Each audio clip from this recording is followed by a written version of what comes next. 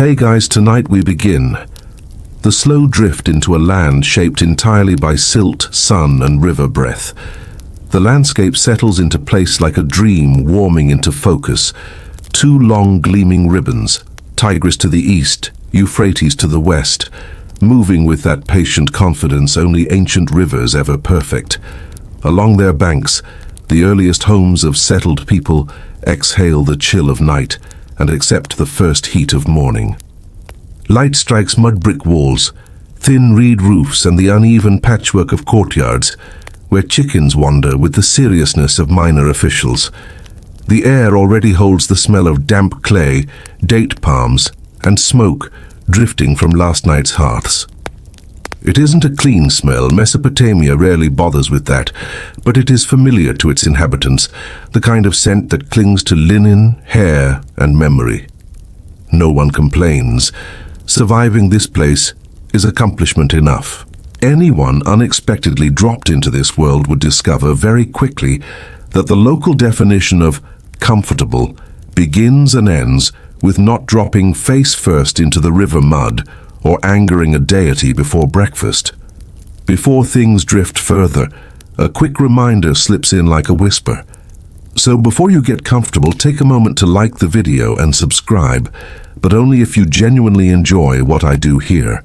If someone listening wishes, they may share their location and local time. It is oddly charming to imagine this world being explored from bedrooms scattered across continents. Now, dim the lights, maybe turn on a fan for that soft background hum, and let's ease into tonight's journey together. The story slides into motion without pause. Morning in a small Mesopotamian settlement arrives reluctantly, as if tugged awake by the persistent glow on the horizon. A fisherman is already knee-deep in the shallows, hunting for fish with the slightly irritated concentration of a man who would rather still be asleep. Farther inland, farmers tie their headcloths to block the already growing heat, giving them the appearance of weary scholars, even though the only texts they consult are the patterns of water and earth. The houses rise close together, made of sun-dried mud brick, practical, cheap, and about as durable as a grumpy loaf of bread in a rainstorm. Cracks snake along walls like small warnings. People patch them constantly, because the houses return to mud the moment weather stops cooperating. But this is simply how things work here. Everything, from the architecture to the rituals, agrees that impermanence is part of the arrangement. Inside one courtyard, a woman grinds barley on a heavy stone slab. The soft rasping carries across the neighborhood, mixing with splashing, bleating goats and the steady thud of someone already shaping clay for the day's pots. A boy drags a reed mat into sunlight, yawning with the melodrama of youth. His linen tunic hangs loose, patched in 3 places, each repair done by hands more patient than his own. His hair is cropped close. Practicality always wins in this heat. A lesser-known detail slips quietly through the scene. Some families keep small clay figurines, protective spirits tucked into niches in the walls. They watch with blank, unblinking faces, as if judging the household's level of tidiness. Historians still wonder whether these figurines served as private devotional objects, children's toys, or a little of both. The ambiguity feels right. In a world where gods communicate through storms, omens, and occasionally suspicious goat behavior, multifunctionality is expected. Along the riverbank, fishermen kneel beside woven baskets filled with last night's catch. A few mutter small prayers to Enki, the freshwater deity, hoping he remains in a generous mood.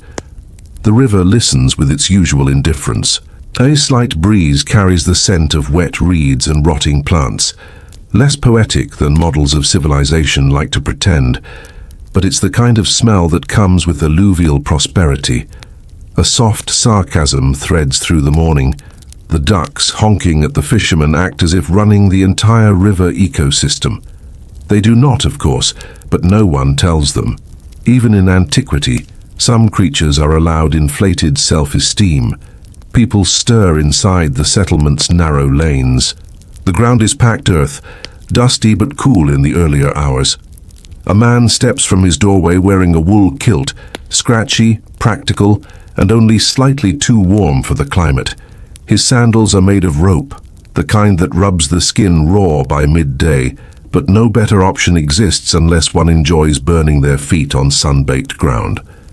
Nearby, a scribe leaving home for work checks his writing board, stylus, and small clay tablets. The toolkit seems simple, just clay and reed, but these modest objects hold the power to record debts, marriages, grain rations, and the occasional passive-aggressive complaint. Writing in this world is a serious business, performed by people who always appear slightly superior to everyone else, mostly because they can turn conversations into permanent evidence. Around mid-morning, the sun climbs higher, its heat pressing down on roofs and shoulders like a persistent hand. Light flashes off the rivers, one fast and temperamental, the other slow and broad, each carrying stories downstream as silently as archivists. The farmers move toward fields with their tools balanced on their backs. A group of women fill clay jars at the riverbank, the water tugging at their skirts. They laugh quietly, exchanging news about pregnancies, feasts, or the latest rumor about a neighbor's goat repeatedly trespassing into barley fields. Some problems never change. As the day warms, insects begin their constant hum.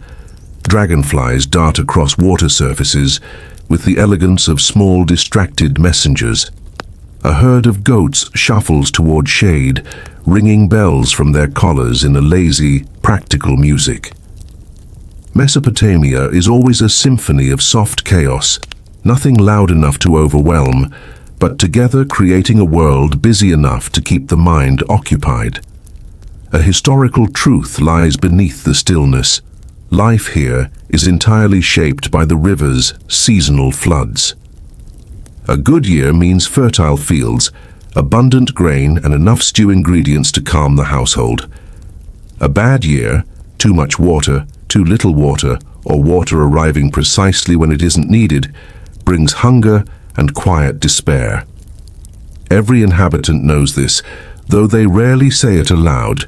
It's simply woven into existence like reed fibers in a mat. Yet the quiet morning hides a larger question that still troubles scholars. How exactly did early communities coordinate water rights, labor, and irrigation before formal city-states emerged? Some evidence suggests local councils, others imagine strong household coalitions. The truth remains partially submerged, like a clay pot lost in silt long ago. The settlement expands into full daylight, chickens scurry into corners, traders lead donkeys toward town. A priest performs a brief purification ritual with perfumed oil, which smells faintly of cedar and faintly of, "This bottle was expensive, please don't waste it." A few children chase each other down a narrow street, kicking a ball of rolled reeds. One trips over a rock, pops up, and scowls at the ground as if it personally insulted him. Childhood grievances, too, have deep historical roots. By noon, the air vibrates with heat. Mirages tremble at the edge of vision. People narrow their eyes, squinting through the dazzle. Life continues not because it's easy, but because routine is a stabilizing force, perhaps the greatest invention of early civilization. The rivers remain steady, carrying shimmering trails of reflected sky. In their flow lies the promise of the next section, fields, labor, and the quiet heroism of those who coax food from the earth. Morning settles across the settlement, as if someone gently draped a warm cloth over it, softening the corners, muting the noise, and revealing the quiet interiors where most of daily life unfolds. The homes here stand clustered along narrow lanes, built from the same humble material that defines nearly everything in Mesopotamia, mudbrick. The bricks are shaped by hand, dried under the sun, and stacked into walls that know the cycle of cracking and repair better than they know stability. The people living inside accept this arrangement with a kind of patient resignation. Mud returns to mud, and everyone gets on with their day. The homes follow a familiar pattern. a small doorway leading into a shaded courtyard, a few side rooms arranged around it, a roof accessible by a simple ladder. The courtyard is the beating heart of domestic rhythm. Linen garments hang from ropes, fluttering slightly in the breeze like tired flags. A pair of goats sleep in a corner, completely unbothered by the world. Clay jars flank the wall, cool inside, beading with faint moisture. The house cat, every era has one, stretches, blinks once at the sun, and decides that doing absolutely nothing is a respectable philosophy. Inside one home, a woman sweeps the courtyard with a broom made of bound reeds. The strokes are steady, rhythmic, and entirely necessary. Dust forms here the way gossip does, fast, unavoidable, and everywhere at once. The woman's linen dress, gathered at the waist, is stained near the hem with the imprint of work. A small clay amulet hangs around her neck, smooth from touch. Some believe such charms protect the home from misfortune. Others suspect they simply provide a sense of comfort. Historians still wonder whether these everyday amulets held standardized meanings or whether each household invented its own symbolic language. A pot on a low hearth simmers with thick barley porridge. It smells warm, earthy, and faintly sour. A few handfuls of crushed dates soften the edge, and a splash of beer adds depth. A culinary trick Mesopotamians mastered long before the phrase cooking technique existed. A child wanders over, peers into the pot, and immediately requests something else. A moment of silence follows, containing the eternal truth that children across all millennia dislike breakfast on principle. The floors inside the rooms are packed earth, cool under bare feet, and sometimes smoothed with a thin layer of plaster. Reed mats soften the hardness, though they scratch the skin if one moves too quickly. Another quiet inconvenience woven into daily life. The walls bear small niches where lamps sit. When night comes, these tiny bowls filled with oil flicker against the mudbrick, casting shadows that make the home feel larger than it is. A craftsman down the lane sits beside his doorway, repairing a crack in his wall with fresh clay. He presses the mixture into place with experienced fingers, smoothing it in long arcs.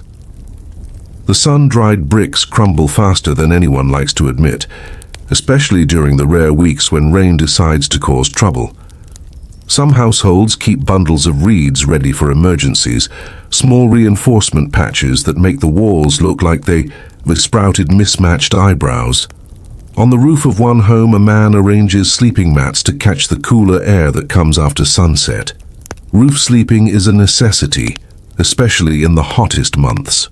Even now, in mid-morning, heat presses against the walls, making rooms feel like clay ovens without the benefit of baking bread. The man checks the cords tying down the reed screens. The wind can be mischievous at night, and waking up tangled in cloth is an indignity no one wishes to repeat. A quiet, lesser-known detail settles into the scene. Many households bury small jars under the courtyard floor, filled with grain, beer, or sometimes small valuables. These hidden caches function as emergency reserves or private stashes, depending on whom one asks. Archaeologists find them often, though the original purpose remains uncertain. Were they savings, offerings, insurance policies disguised as clay pots? The debate continues, as debates tend to. Across the lane, another home reveals its own routine. A man sharpens a sickle blade against a stone slab. The metal catches the sunlight in a bright flicker. His wool kilt hangs just above the knee, fastened with a simple belt, and his headcloth shields his scalp. The tool is essential. Fields will need tending soon, and he studies the blade with the somber concern of someone who knows exactly how many blisters tomorrow promises to deliver. He blows iron dust from the edge and mutters something that might be gratitude or irritation. Inside the same house, two older women prepare dough. They knead barley flour with water, adding crushed seeds for flavor. Their hands move with practiced confidence. The sound of palms striking dough echoes softly, a domestic percussion line playing alongside birdsong and distant shouts from the riverbank. They flatten discs of dough, slap them onto the side of a clay oven and wait for them to puff. The scent drifting outward is warm and grainy, comfort shaped into food. A light joke sneaks in through the everyday textures. One woman checks the oven temperature by placing her hand near the opening, nods, and announces that it is exactly hot enough to bake bread and burn eyebrows. The other woman laughs with the indulgent tone of someone who's heard the same joke every morning for 20 years. In another courtyard, a young man tends to a set of clay tablets laid out to dry. He presses a reed stylus into wet clay, forming strokes and wedges. Simple entries recording debts, grain deliveries, or household inventories. The tablets are small and neat, each containing more information than the untrained eye would suspect. The young man concentrates intensely, though now and then he pauses to shake dust from his hair or swat at a mosquito that has decided scribes are a delicacy. A dog wanders through the alley, tail wagging gently. It pauses near a doorway, receives a bit of leftover bread and trots away, satisfied with its informal position as security guard, pest control, and beloved nuisance. Dogs in Mesopotamia enjoy an odd mix of respect and complaint, valued for their loyalty, tolerated for their noise. Some things never change. The mid-morning sun strengthens, shadows retreat into the corners of rooms, heat seeps through mudbrick with slow determination. A few people gather in one courtyard to repair a roof section. They lift bundles of reeds, tie them together, and layer them across wooden beams. The work is repetitive but essential. A good roof means a cooler room, fewer leaks, and fewer midnight apologies about falling plaster. A historical fact rises gently into view. Mesopotamian homes often featured upper floors or rooftop spaces used for storage, weaving, or sleeping. This vertical layering of domestic life reveals how families adapted to crowded cities and scorching climates long before architectural treatises existed. Yet another question lingers in the minds of scholars. How did households organize space within these compact structures? Some evidence hints at gendered rooms. Other interpretations suggest shared multi-purpose spaces. The truth remains partially obscured, hidden behind millennia of collapsed walls and scattered foundations. As noon approaches, the settlement settles into a slower rhythm. People move more carefully. Conversations shorten. Even the goats pause their usual mischief, standing in the shade as if contemplating the futility of rebellion. Inside the homes, the courtyards keep their pockets of shade, cooling the air just enough to tolerate. This intimate world, sturdy in purpose, fragile in material, carries the pulse of Mesopotamian life. Homes breathe with their inhabitants, shaped by their hands, warmed by their fires, and softened by daily ritual. Each mudbrick, each mat, each jar reflects a rhythm older than kingdoms, anchored to a landscape that rearranges itself with every flood. Soon, the story will drift outward, to fields, canals, and the relentless labor that feeds these homes. But for now, the walls hold steady, the shadows lengthen, and the quiet domestic heartbeat continues. The sun climbs higher, softening the colors of the settlement into a hazy blend of clay, reed, and shimmering heat. By late morning, movement flows outward from the homes toward the fields, as if the entire community is slowly exhaling into the open land between the rivers. The farms here are not optional. They are the spine of life, the measure of fortune, and the root of every prayer whispered before sleep. Along a narrow canal, water glides with a slow, determined rhythm. Canals thread through Mesopotamia like veins, distributing life with a practicality the gods themselves might envy. Their surfaces reflect the sky in broken fragments, shimmering with insects and drifting reed leaves. Farmers walk beside them with tools slung across their shoulders, hoes, sickles, wooden shovels, and bundles of rope. Their linen kilts brush against their legs as they move, already damp with sweat. It is not even midday. A group of men wade into the canal to remove silt, scooping out thick grey mud with quiet grunts. The mud smells rich, almost sweet, and utterly essential. Without constant clearing, irrigation fails, fields dry, and entire cities learn humility very quickly. The farmers work with the calm resignation of people who perform the same task every year and know the river never stops rewriting their labor. The silt clings to their arms, and one man shakes his hand as though trying to scatter the river's stubbornness off his skin.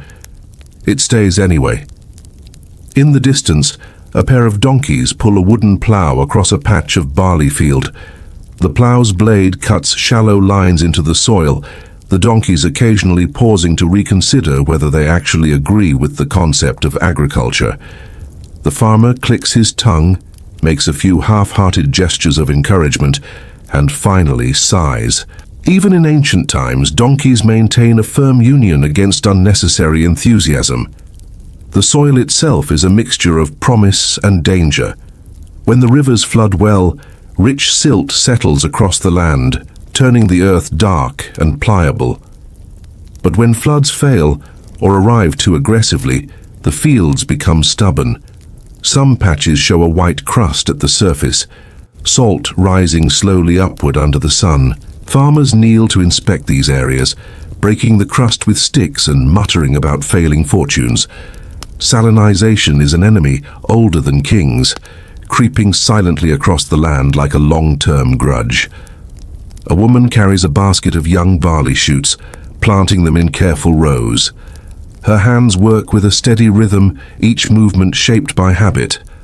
She presses shoots into the soil, sprinkles water from a clay jug, and wipes her forehead with the back of her wrist. Her linen headcloth shields her from the glare, though the heat still presses down with affectionate cruelty. Birds circle overhead, ibises, herons, and small cranes, watching the fields as if evaluating the farmer's technique. A widely accepted historical truth echoes quietly through the scene. The agricultural calendar here is built around barley, dates, onions, chickpeas, and flax. These crops support nearly everything: food, trade, clothing, rope, and even medical remedies. A field failure affects not only meals but weaving, building, and the city's economy. Every seed planted carries 10 layers of responsibility. Near the canal, a boy tends a simple water-lifting device, a long pole with a counterweight at one end, known later as a shaduf. He lowers the bucket into the canal, lifts it, and pours the water into a small channel leading to a vegetable plot. The movement is repetitive and surprisingly graceful, though the boy appears profoundly bored. He glances around as if hoping something remarkable will happen. Nothing does. The ancient world is rich in symbolism, but poor in entertainment for children assigned irrigation duty. The lesser-known detail slips in. Some households maintain tiny personal plots inside or beside larger fields, small gardens, where they grow medicinal herbs, bitter greens, and odd-tasting vegetables that relatives politely praise but secretly avoid. Archaeologists occasionally find remnants of these small gardens, though their exact contents remain uncertain. Across the plain, a group of workers repair a canal gate made of wooden boards reinforced with reeds. The boards creak as they are lifted. Water rushes through with a sound like distant applause. One worker tests the flow with a wooden rod, nodding at the result. Another announces that the water level is good, but the gods are always watching, which earns neither agreement nor disagreement. Statements like that live in the comfortable gray area between truth and superstition. A small joke flickers through the scene. One farmer pauses to inspect a puddle, frowns at his reflection, and mutters that even the water looks tired today. His neighbor laughs, agreeing that the water should at least pretend to be cooperative. By midday, the sun is merciless. Farmers wrap cloth around their heads more tightly, sweat beads on forearms trickling along the lines of muscle carved by years of fieldwork. The smell of wet earth rises in waves, thick and gritty, clinging to nostrils. Even the breeze, when it appears, arrives warm and half-hearted. Still, the work continues. For Mesopotamians, agriculture is not merely labor, it is identity. Fields shape status, yields define generosity. The landscape dictates rituals and festivals. People speak about grain the way poets in later centuries will speak about love, though with more practicality and fewer metaphors. A man kneels in the dirt to check his barley. He rubs a stalk between his fingers, testing for firmness. He tastes a grain, dry, sweet, promising. He nods, but a question hums beneath the satisfaction. Will the rivers behave this year? Historians still debate exactly how predictable the flood cycles were. Some evidence suggests regularity. Other findings point to abrupt shifts. Whatever the truth, the uncertainty hangs in the air like a faint shadow. Near the edge of the field, a girl gathers reeds for weaving. She ties them into neat bundles, their green blades brushing her arms. She hums a tune, soft and repetitive, a melody passed down through generations. Her sandals kick up dust, leaving small clouds behind her. A lizard darts across her path, stops, and considers whether she poses a threat. She does not. They both continue. A distant shout rises, one farmer calling another to help secure a section of canal bank that has begun to collapse. They run, tools in hand, urgency in their stride. Water management is not optional here, it is survival in its purest form.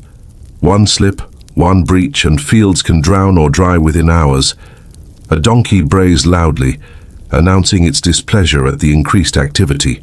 Another responds with the emotional depth and nuance only donkeys can offer, an even louder bray. The farmers pretend not to hear. As the afternoon continues, the land radiates heat in shimmering waves. Tools clink softly, birds dip low over the water. The fields stretch toward the horizon, stitched together by canals, dikes, and the relentless labor of those who depend on them. Soon the fields will give way to the market, where grain, vegetables, and gossip converge. But for now, the land breathes steadily, warmed by sun, fed by rivers, and shaped by hands that understand the delicate balance between abundance and loss. By late afternoon, when the sun softens just enough to allow human dignity to return, people drift toward the town's market. The path is well worn, pressed into the earth by countless footsteps, donkey hooves and clay jars dragged through dust. The air grows livelier here. Voices carry. Smells shift from sweet barley fields to something more complicated: grilled meat, warm bread, stale beer, river fish, and occasionally the unmistakable scent of a merchant who has been traveling for several weeks and considers bathing a philosophical preference rather than a necessity. The market sits at the town's center, a loose arrangement of stalls shaded with reed mats and patched linen. Sunlight pours through gaps, painting stripes across piles of produce, baskets of dates, clay vessels, and woven goods.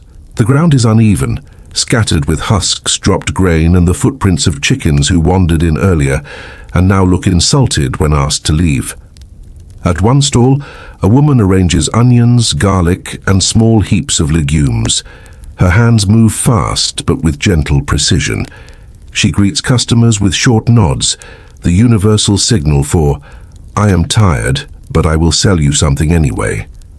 She weighs produce using a simple balance scale, clay weights on one side, vegetables on the other. The weights vary in shape: spheres, cones, and the occasional cube. Archaeologists later find these in abundance, though determining their exact standardization remains a delightful headache. A potter nearby displays freshly fired bowls, jars, and storage vessels. Their surfaces retain faint fingerprints, unintentional marks that transform pots into quiet signatures of labor. A customer picks up a bowl, taps it lightly, and listens for a hollow ring. The potter watches with the tense pride of someone evaluating whether his creation will impress or disappoint. Fortunately, the bowl rings nicely. The potter relaxes. The customer nods. A sale is made.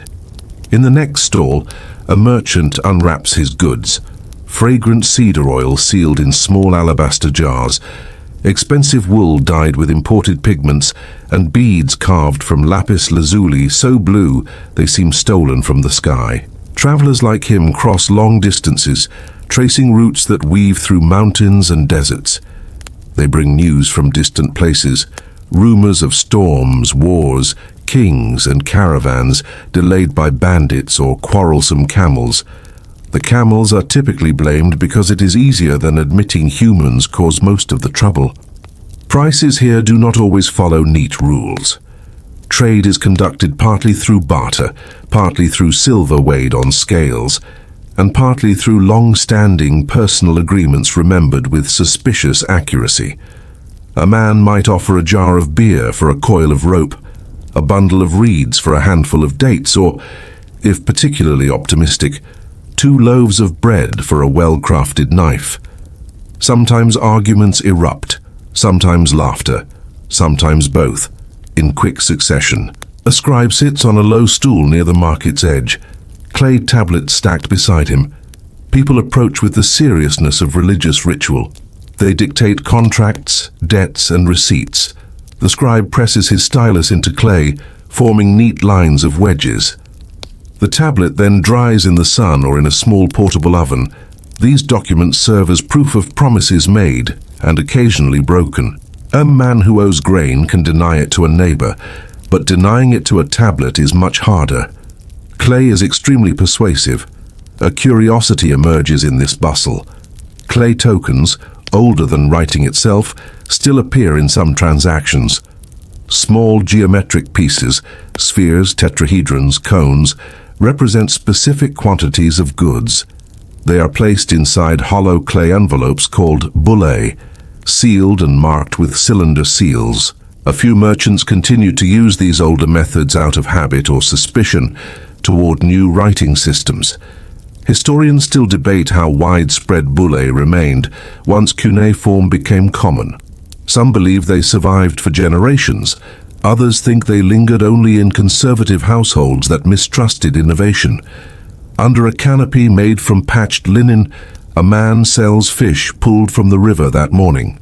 Their silver scales catch the light. He sprinkles salt over them and arranges them on a reed tray. Flies gather with enthusiasm. He shoos them away with a reed fan, achieving temporary victories. The flies return, unimpressed. This silent rivalry continues all day. Near the center of the market, a brewer stirs a large clay vat of beer. It is thick, cloudy, and closer to porridge than the drink later civilizations will romanticize. Customers drink it through long straws fitted with small filters to avoid swallowing floating grain husks. The brewer pours samples, offering reassurance that today's batch is strong enough to make a scribe dance. Whether that is a threat or a promise, no one knows. 2 farmers standing nearby exchange gossip about a neighbor who accidentally diverted a canal into his own courtyard. The water filled the space, flooded his storage jars, and briefly promoted a fish to the position of household authority. The farmers laugh, shaking their heads. In Mesopotamia, water is a blessing until it decides it wants a different career. A donkey brays loudly near the grain stall. Its owner pats its neck and apologizes to everyone within earshot, explaining that the animal is hungry, stubborn, and convinced it deserves a seat on the city council. The seller measures grain with a large scoop, leveling it with his hand before pouring it into a woven sack. Grain is currency, security, and survival. Its presence in the market reveals both prosperity and vulnerability. The deeper rhythm of the market continues. A girl plays with a small clay rattle while her mother bargains over fabric. A dog naps beneath a table, dreaming of better leftovers. A merchant from the north tells exaggerated tales of mountain weather. A potter complains that the river breeze is too humid for proper clay drying. Life here feels woven, not assembled, each thread tugging slightly at the next. A gentle historical truth underlies the busy scene. Early Mesopotamian markets formed the roots of urban life. Trade encouraged specialization. Specialization encouraged record-keeping. Record-keeping encouraged administration. Administration encouraged cities. And cities encouraged endless debates about everything from beer prices to whether the gods favored one district over another.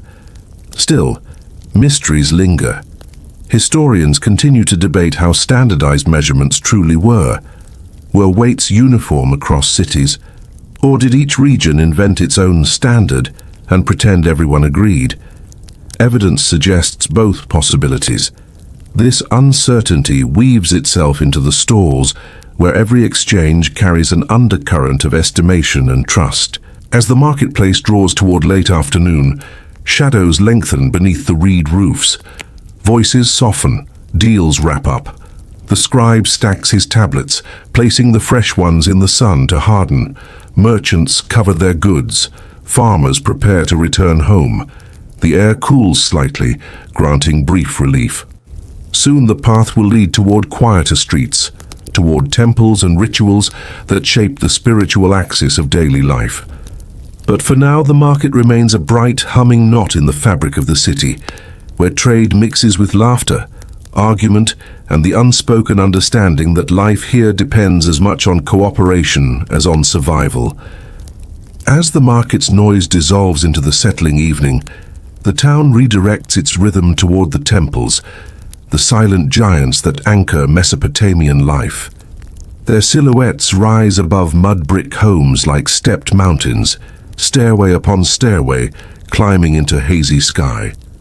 The tallest stands at the center, a ziggurat, its layered terraces painted with faint ochre and gleaming slightly under the fading sunlight. Even from a distance, it carries an air of deliberate stillness, as if built not merely from brick, but from expectation. Approaching the temple district feels like entering another layer of the world. The streets widen. The scents change.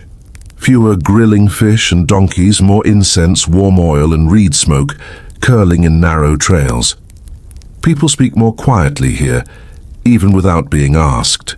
The gods are always listening, and it is best not to attract unnecessary attention. No one wants to become the subject of an omen simply because they shouted too loudly about missing onions. A group of priests walks along the stone-paved entryway leading toward the shrine. Their wool garments hang long and heavy, edged with decorative fringe. Shaved heads gleam in the early dusk. One carries a clay bowl of fragrant resin. Another holds a bundle of date palm fronds.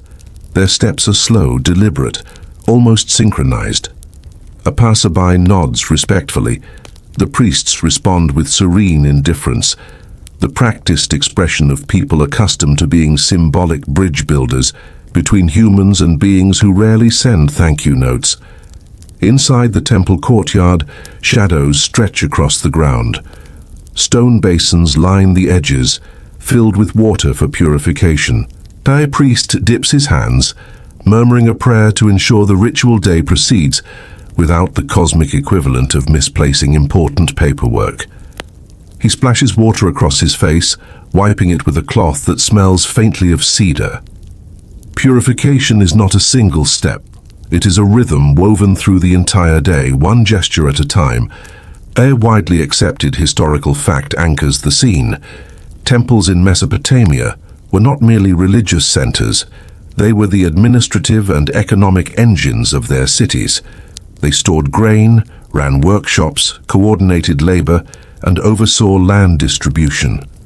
Worship was only one branch of a vast institutional tree, yet from the outside the atmosphere feels far more peaceful. Incense burns in stone burners, sending long ribbons of fragrant smoke toward the terraces. The scent is warm and woody, with hints of resin and earth. A woman leaves an offering at a small altar, a handful of barley, a clay figurine, and a tiny lamp filled with oil. She bows her head, fingers trembling slightly. Her husband has fallen ill. She hopes the goddess listens more compassionately than the local healer, who suggested drinking boiled onion water and thinking positively. A lesser-known detail reveals itself.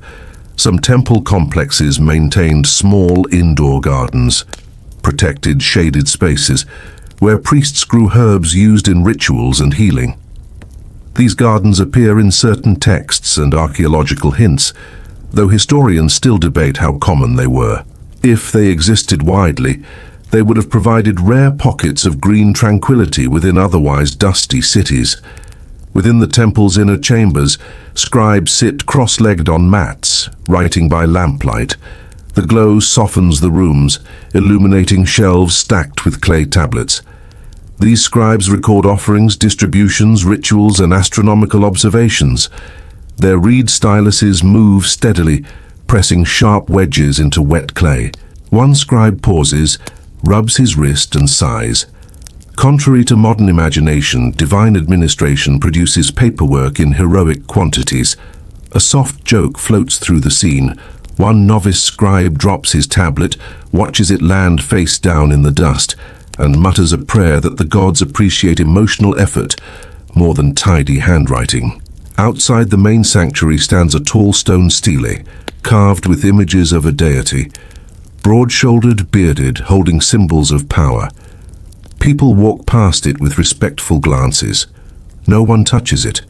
The boundary between reverence and superstition is thin. Children glance at it with a mix of awe and suspicion, as though the statue might blink when adults aren't watching. Temple workers bustle through the courtyard carrying baskets of grain, reed mats, jars of beer, and bunches of incense. The temple's vast storerooms hold everything from textiles to livestock records. A pair of goats follows a worker, bleating with the confidence of animals convinced they belong everywhere. The worker shoos them away gently. They wander off, plotting a return at a more strategic moment. A historical debate lingers in the air. How exactly were temple lands organized? Some evidence points to communal ownership managed by priests. Others suggest a more complex system balancing palace authority, household land, and temple property. The truth remains folded inside ancient tablets, some undeciphered, some lost, some waiting in future excavations. The inner sanctuary holds a stillness thick enough to feel. Lamps flicker. Oil pools gleam in bronze bowls. The sacred statue, often made of wood but dressed in fine garments and adorned with precious stones, sits within a raised chamber. Only priests and select attendants enter here. They perform cleansing rituals, offer food, and recite hymns written centuries before their births. One priest lifts a small vessel containing sweet-smelling oil. He anoints the statue's hands and lips, whispering words meant to sustain cosmic order. The ritual is quiet, repetitive, steady, qualities the ancient world relies upon more than heroics. Outside, the city breathes as if syncing itself to the sanctuary's rhythm. As evening drifts in, the sky darkens into a thin blue-gray wash. The ziggurats' terraces catch the last light, glowing softly like steps carved into dusk. Priests climb them to observe the heavens. They mark the movement of planets, the flicker of stars, the unpredictable dance of omens. Astronomy and divination overlap here, intertwined like rope fibers. For Mesopotamians, the sky is not a void. It is a message written in shifting symbols. A priest raises his stylus toward the sky, noting the position of a bright star. Another murmurs something about possible implications for the upcoming harvest. Whether the gods truly communicate through the heavens remains uncertain even to them, but the rituals continue because continuity itself carries power. Night begins to settle. Torches glow along the temple walls. A group of musicians practicing for tomorrow's rites strums lyres in soft, wavering chords. Their melody drifts over rooftops, mingling with the distant calls of night birds. Soon the city will quiet. But for now, the temples hold their gentle authority, centers of faith, power, and routine woven through every life here, even those who pretend not to notice. As night settles deeper over the temple terraces, another part of the city grows louder, brighter and far less reverent. The workshop district hums with sound, scraping, hammering, spinning, splashing, an orchestra of labor that begins at dawn and, depending on the season, lingers well into the evening. If the temples form the city's spiritual backbone, the workshops are its restless hands. They shape everything: tools, vessels, clothing, furniture, and all the small necessities that make civilization sturdier than mudbrick alone. A narrow lane leads into this world of craft. The first sound is metal against stone, a rhythmic clinking that repeats with the familiarity of breath. A metalworker sits cross-legged before his furnace, feeding charcoal into its round clay mouth. The furnace glows from within, pulsing like a living thing. Smoke curls upward, leaving a sharp scent of burning wood and heated bronze in the air. Sparks flicker each time the metalworker adjusts the bellows, his hands moving with the calm confidence of someone who has burned himself enough times to learn caution. Beside him, a young apprentice holds a pair of tongs, looking both proud and slightly terrified. His task is simple: not to drop anything valuable. He grips the tongs with excessive intensity, prompting the master to remark, with the dry wit of someone who has seen many apprentices come and go, that tools do not improve when squeezed like frightened chickens. The apprentice nods, loosens his grip, and immediately drops a small bronze fragment. The master sighs deeply. Civilization advances through patience. Across the lane, a potter works at his wheel. His tunic is dusted with pale clay, and a smear of grey crosses his cheek, where he brushed away sweat with the back of his hand. The wheel spins steadily as his fingers coax a vessel upward. Thin walls, a broad rim, a rounded belly for storing grain or beer. He wets his hands in a shallow bowl. The clay tightens under his touch, swaying with each shift of pressure. The potter leans back to inspect his creation. The pot looks good, balanced, clean, almost elegant. Then a sudden gust from the alley nudges a reed mat and sends dust flying. The pot cracks. The potter closes his eyes briefly, accepting the universe's general attitude toward human optimism. Not far away, a weaver sits beneath a reed awning, her loom standing like a wooden frame holding the outline of an unfinished world.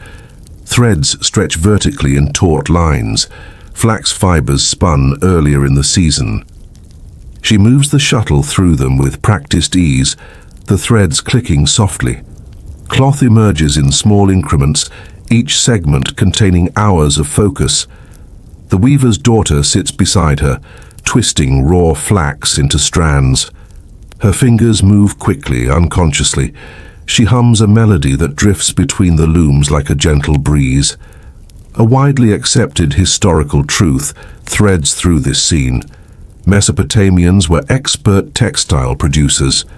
Linen, wool, and sometimes imported fibers formed the backbone of local and long-distance trade. Large institutions like temples and palaces maintained vast weaving workshops, employing hundreds of workers, mostly women, who spun, dyed, and wove fabrics in quantities that could clothe armies. But in smaller towns and neighborhoods, weaving is personal, quiet, steady, woven into family routine. The loom's gentle beat keeps time as evening settles. A pot of dye simmers nearby, releasing a scent of crushed plants, earth, and something vaguely bitter. The color today is a muted red, the kind used for simple garments. A lesser-known detail adds texture. Some weavers incorporated protective symbols into cloth, tiny patterns intended to ward off illness or misfortune. These designs appear in surviving fragments and reference texts. Historians still wonder how widespread the practice was, whether these woven charms were standard, optional, or simply a mother's personal touch to keep her family safe. In the next workshop, carpenters shape wooden beams. Wood is scarce here, brought in from distant mountains, so every plank is precious. A carpenter squints at a beam, testing its straightness by eye. He shaves a thin curl from the edge with his bronze adze. The shaving lands on the ground, joining a pile that smells sharply of cedar. The scent is almost luxurious, so rare that carpenters often pause to appreciate it before continuing with their labor. Down the lane, a group of reed workers binds tight bundles of river reeds to form mats, baskets, screens, and even parts of roofs. Reeds are everywhere, flexible, abundant, practical. Their workshop crackles with sound as workers split stalks, twist fibers, and weave patterns. Their hands move quickly, almost rhythmically. The floor is littered with cut strips that crunch beneath sandals. A worker jokes that if the gods ever needed a basket, they would come here instead of the temple. His companions laugh softly, aware that it's best not to say such things too loudly. A scribe arrives to check an order for 20 large baskets requested by the temple granary. He holds a small clay tablet with the request written neatly in wedge strokes. The reed workers gather around, squinting at the tablet. One finally nods, pretending he fully understands the symbols. The scribe, accustomed to this reaction, reads the order aloud. Everyone nods again, this time with genuine understanding. The workshop district carries a constant vibration. Hammer strikes, reed snapping, loom tapping, furnace roaring. Even the animals seem affected. A cat stalks the area with heightened purpose, eyeing clay scraps and discarded grain dust for potential prey. A rooster struts through the lane as if inspecting craftsmanship. The rooster's confidence far exceeds its architectural knowledge. A man repairing a broken jug waves away the rooster, grumbling that it has knocked over 3 pots today. The rooster crows in defiance. The man mutters something about how even the gods tolerate more humility. Evening deepens further, and lamps appear, small bowls filled with oil and lit with flickering wicks. They cast warm circles of light across hands, tools, and clay surfaces. Shadows dance along workshop walls, stretching and shrinking with every movement. The glow softens the harshness of the day's labor, turning each space into a pocket of warmth, where work continues with quieter concentration. A historical question lingers in this district. How standardized were craft guilds or occupational groups? Some evidence suggests formal organization within cities. Other clues point to looser family-based traditions. The truth is likely a blend of both, structures shaped by necessity rather than strict regulation. As night settles fully, some workshops close, others continue. The metalworker quenches a glowing tool in water, sending a hiss into the air and a brief shimmer of steam that rises like a ghost. The potter covers his wheel. The weaver ties off her threads for the night. Lamps dim, the sounds fade, and just as the last ember dulls, the city breathes again, its energy shifting toward homes, children, and the tender rituals of evening. But the work done here remains. These crafts, humble and essential, form the quiet architecture of a civilization.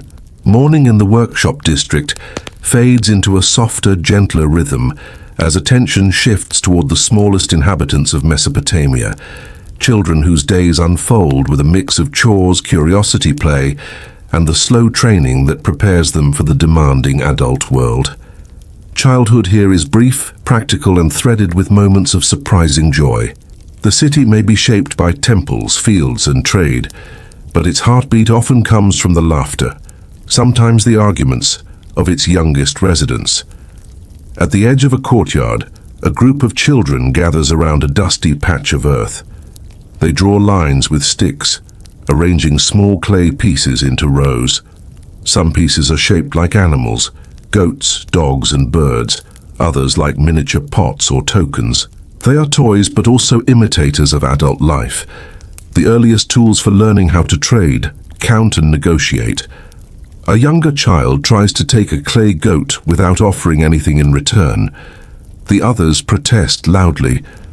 A brief squabble erupts, resolved when an older girl declares herself the judge. She rules in favor of fairness, demonstrating that even in ancient times, children practice law long before they understand it. Nearby, a boy rolls a small clay ball along the ground, chasing it down the lane. The ball wobbles unpredictably, as handmade toys usually do. He laughs, trips lightly, and skids on his knees. He looks at the scraped skin with mild betrayal, decides it's not serious, and resumes playing. His linen tunic flaps behind him like a banner of improvisation.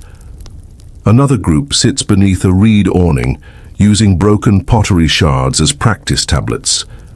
They press styluses into the fragments, mimicking the strokes they've seen their older siblings make while training as scribes. The wedges are crooked, the clay is uneven, the letters are barely recognizable, but the pride on their faces is unmistakable. One boy squints at his shard and announces with total sincerity that he has invented a new sign that the scribes will love. The others lean in to inspect. The sign is a messy triangle. They nod in polite approval. A widely accepted historical truth shapes this world. Formal education in Mesopotamia was primarily for boys destined to become scribes or administrators. They attended tablet houses, small schools where instruction was strict, repetitive, and filled with more clay dust than inspiration. Girls, meanwhile, learned domestic skills at home, though some did become scribes or priestesses in larger cities. Daily learning was everywhere, even outside formal structures. A lesser-known detail reveals itself. Clay figurines shaped like animals and humans, found in homes and courtyards, were not always ritual objects. Many were toys, worn smooth by small hands, carried everywhere, and sometimes accidentally dropped into canals. Archaeologists still debate which figurines were sacred and which belonged to a child who simply refused to let go of their favorite clay dog. In the wider street, an older child helps his father feed goats. He scatters grain in a long arc. The goats rush in with unhinged enthusiasm, crowding each other, jostling for position. The boy shouts instructions with the authority of someone who believes goats are reasonable creatures. They are not. One goat nudges him. He nudges it back. An understood equilibrium is restored. Humans pretend they are in charge, and goats politely disagree. Further along, a girl accompanies her mother to gather reeds near the riverbank. She holds a small basket, walking with exaggerated seriousness. Each time her mother cuts a bundle, the girl adds her own handful of reeds, even when her handfuls are mostly crooked stems and river mud. The pride in her careful selection helps her ignore the mud squishing between her toes. Children observe everything. They study the way their parents mend walls, prepare food, measure grain, knead dough, and greet neighbors. They imitate motions long before understanding them. A boy watches a fisherman cast a net and attempts the motion using a reed mat. The mat collapses instantly, tangling around his legs. He declares the fish cowards and begins again. Formal training begins early. In one courtyard, an older sibling teaches a younger one how to hold a stylus properly. The stylus is awkward, shaped from reed, cut at an angle, designed to press neat wedges into clay. The younger child grips it too tightly. The older sibling adjusts the fingers, guiding the hand with gentle patience. The first wedge marks appear, crooked but victorious. A mother in a nearby home crushes barley for bread, while her daughter arranges small clay jars by size. This task, while seemingly trivial, teaches early concepts of order and measurement. The daughter pauses often to inspect her work, occasionally adjusting jars by a hair's width. The mother hides a smile. By midday, the riverbank becomes the children's favorite place. The Tigris and Euphrates offer constant fascination, shimmering insects skimming the surface, reeds whispering in the breeze, floating bundles of debris drifting downstream like tiny mysterious ships. Children toss sticks into the water, guessing which will reach a rock first. They splash their feet, ignoring their parents' warnings to stay away from deeper currents. One boy insists he saw a fish the size of a cow. Nobody believes him, though his enthusiasm is appreciated. A historical uncertainty drifts into view. While texts describe schools and apprenticeships, little is known about informal childhood rituals, games, or songs. Archaeologists uncover toys, but rarely lyrics, rules, or rhythms. The emotional texture of childhood remains partly hidden, glimpsed only through fragments and educated imagination. Later in the afternoon, a young apprentice helps his father in a workshop. He holds a small mallet, tapping clay gently to smooth a pot's surface. His strokes are uneven, but each attempt improves slightly. The father watches with subtle pride. Teaching is slow, learning is slower, but progress, no matter how small, carries a quiet dignity. In another home, children gather for a simple story told by a grandmother. Her voice is soft, worn by years.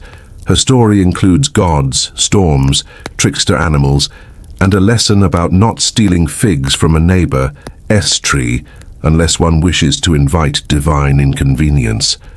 The children listen with wide eyes. The grandmother exaggerates expressions for dramatic effect, especially when impersonating unreasonable gods. A small joke slips gently into the evening. One child asks if the gods ever argue with each other about who is supposed to punish bad behavior. The grandmother replies that the gods argue constantly, and that is why humans sometimes receive 2 punishments for 1 mistake. The children accept this logic with absolute seriousness. As evening glows across rooftops, the sounds of play soften.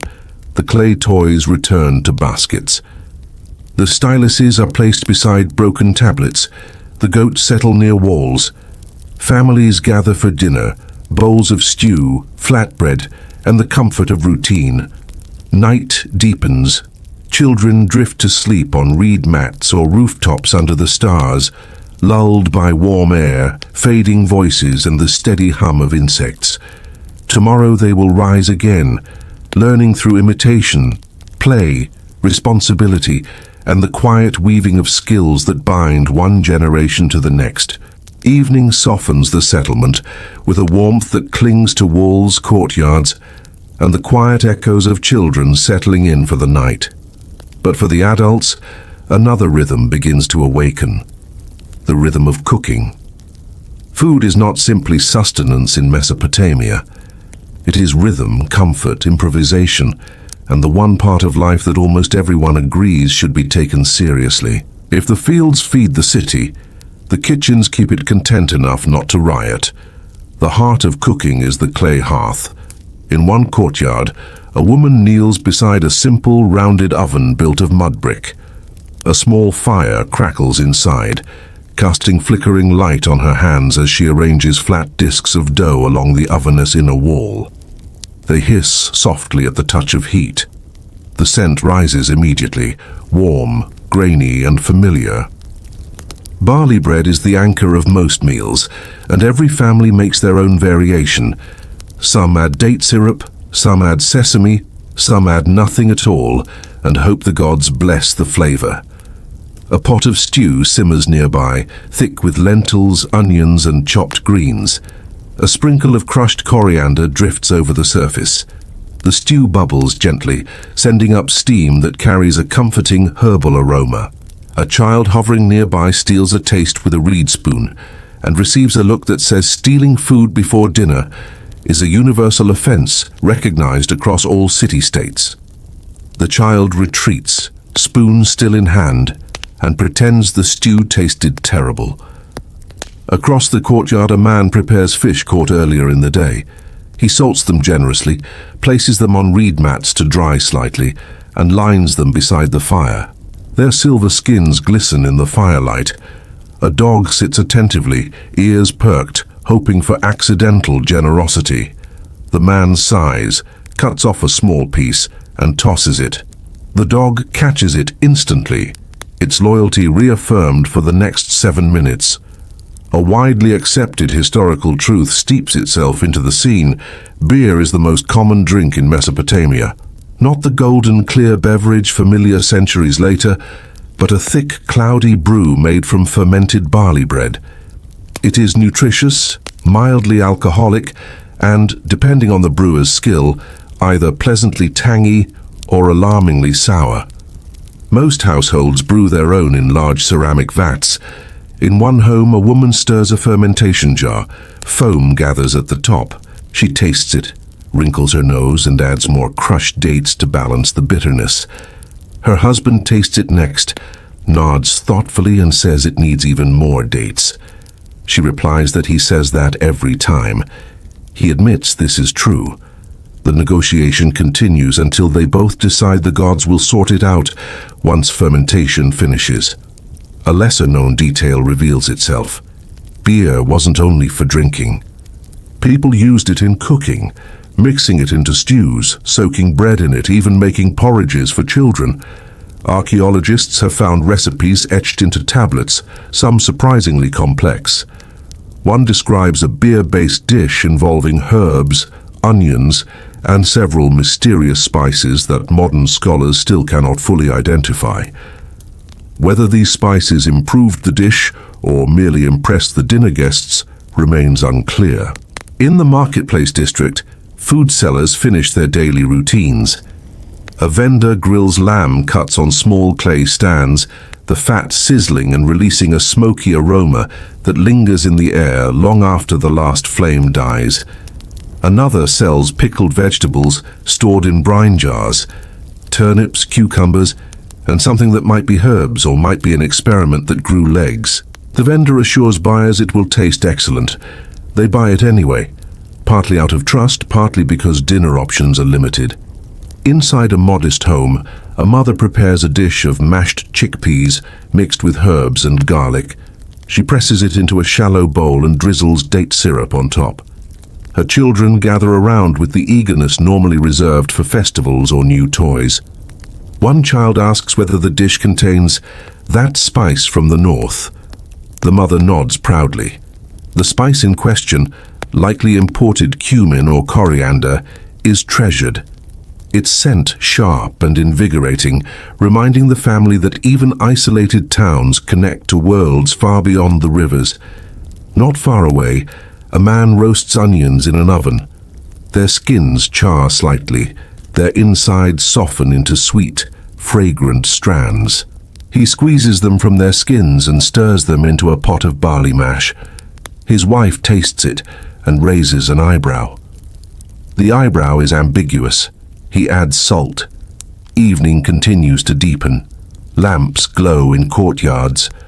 Reed mats are laid on rooftops where people prepare to eat in the open air, escaping the heat trapped inside the walls. As they sit, the night air carries scents from every direction. Bread, stew, roasted meat, fermenting beer, smoked fish, and the ever-present earthiness of clay ovens warming the air. A gentle joke drifts among the conversations. Someone mentions that their neighbor's stew last night tasted so salty it could have preserved an entire goat. Someone else counters that their cousin once brewed beer so sour it could wake the dead or at least convince them to leave quickly.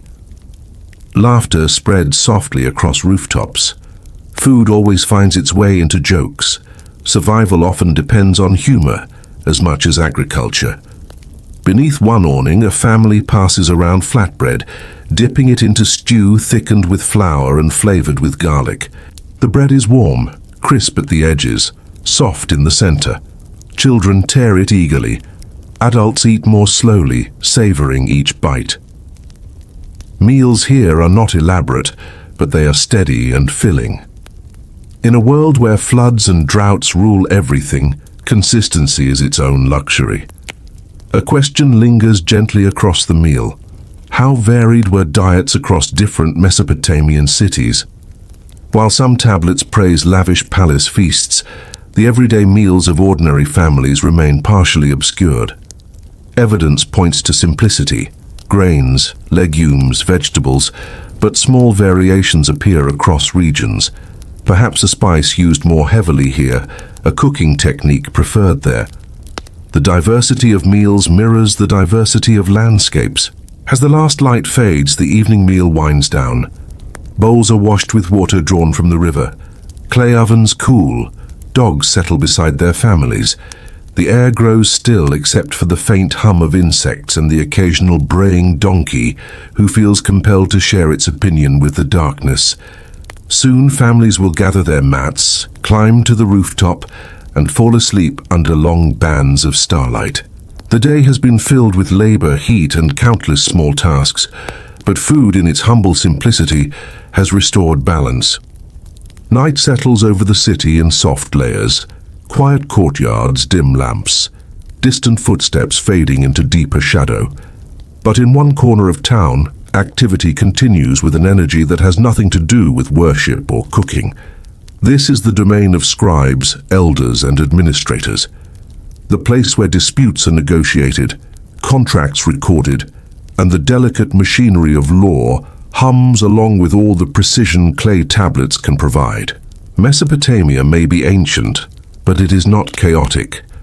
Every interaction, borrowing a donkey, selling a jar of oil, leasing a patch of barley field, lives under the watchful eyes of rules, expectations, and the thin line between order and resentment. And nowhere does this system reveal itself more clearly than in daily disagreements, which the city handles with surprising efficiency, occasional theatrics, and a great deal of clay. The administrative building stands near the market district, illuminated by small oil lamps mounted in wall niches. Inside, scribes sit behind low tables, their styluses poised above damp clay. Clay tablets in neat stacks wait to become official documents, each one destined to outlast the people whose problems they contain. The first case of the evening arrives. Two neighbors arguing about a wandering goat. The goat in question, a small, unimpressed creature with a crooked horn, has developed a habit of sneaking into the barley field of one neighbor and helping itself to the crops. The goat's owner insists that goats, much like the wind, cannot be controlled. The affected neighbor counters that goats, unlike the wind, have legs and intentions. The scribe listens with the patience of someone who has handled 27 goat-related disputes this month. He records the complaint on a clay tablet. The goat of so-and-so entered the field of so-and-so. His stylus moves steadily, creating clean wedge impressions. After a brief debate, the elders decide the goat's owner must pay compensation in grain and secure the animal more carefully. The goat bleats loudly, as if protesting the verdict. The scribe adds a final line. The goat is witness. The elders pretend not to notice the joke. A widely accepted historical truth lies beneath the humor. Mesopotamian urban life relied heavily on written contracts and formal agreements. Even simple exchanges, marriages, loans, wages, property sales, were recorded on tablets. These formed a legal memory far more reliable than human recollection, especially when people disagreed about how many jars of oil changed hands, or whether a donkey was borrowed versus kidnapped with good intentions. Another dispute follows. A man claims his neighbor diverted water from a shared canal section. Water disputes are serious, sometimes heated, sometimes poetic, never quiet. The neighbor insists the canal redirected itself, which earns several raised eyebrows. One elder leans in and asks whether the canal acted out of boredom or spite. The neighbor does not answer. The verdict is swift: restore the canal boundary, pay for any crop damage, and refrain from attributing conscious motivation to irrigation ditches. A lesser-known detail drifts into the scene.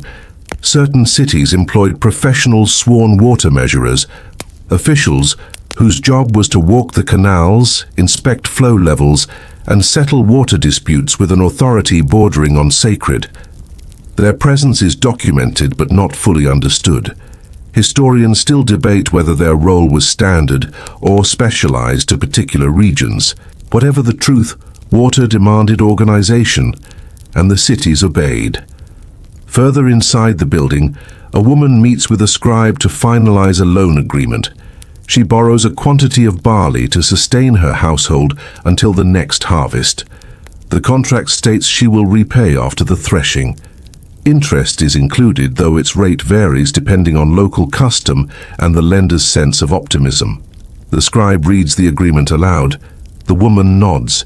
She presses her seal into a corner of the clay, leaving behind a unique image carved into her cylinder seal, an emblem of identity more reliable than signatures. Nearby, an elder mediates a boundary dispute. Two brothers argue over the dividing line between their inherited lands. The brothers speak loudly. The elder closes his eyes briefly, gathering patience like a cloak. After an extended discussion and a few exasperated sighs, he declares the boundary must be measured again at sunrise.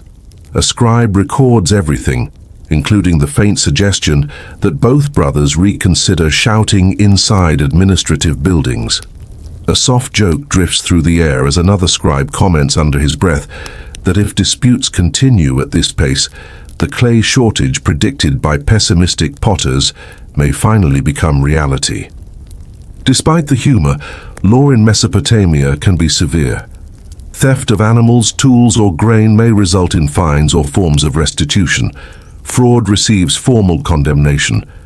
But the system is practical, not theatrical.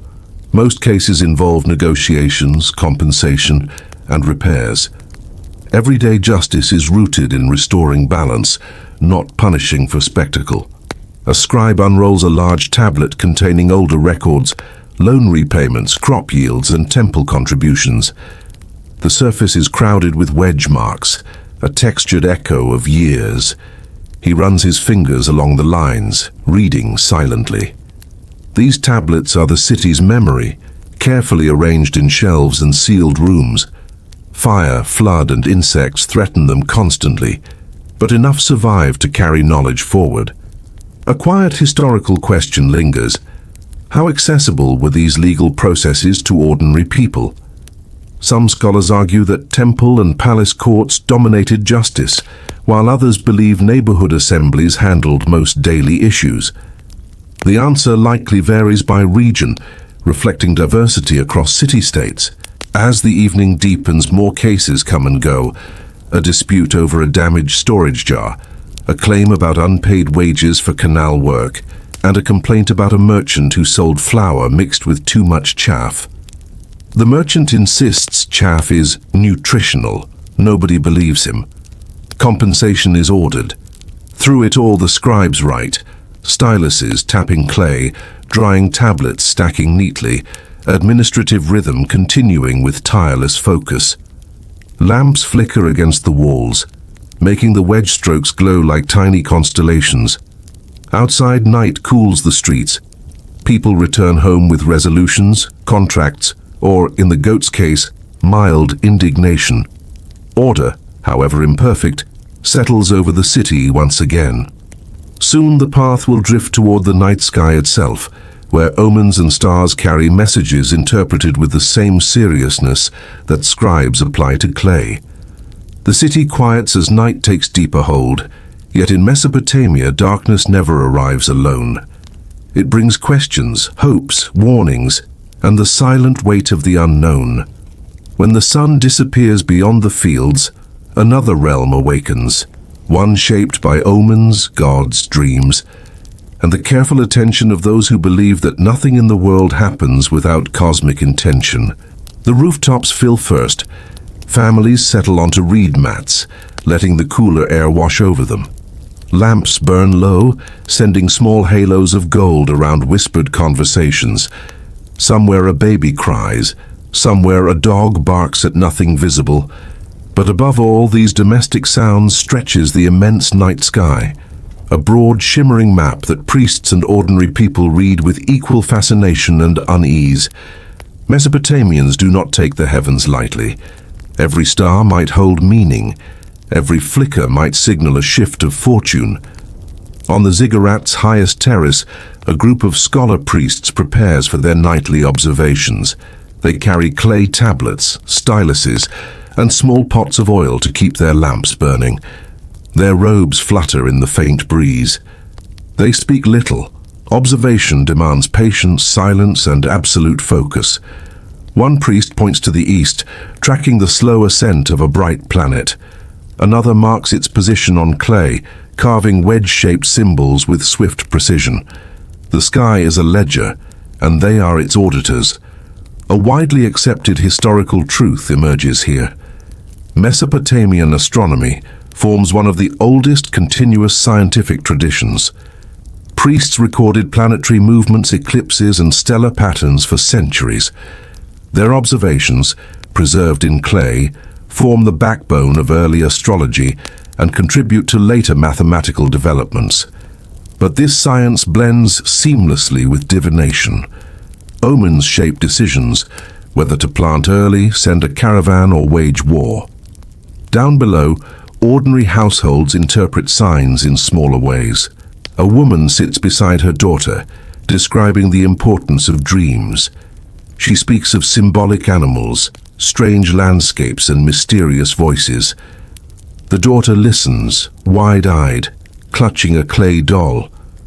The mother tells her that dreams can be warnings or comforts, messages carried by gods who prefer subtlety over clarity.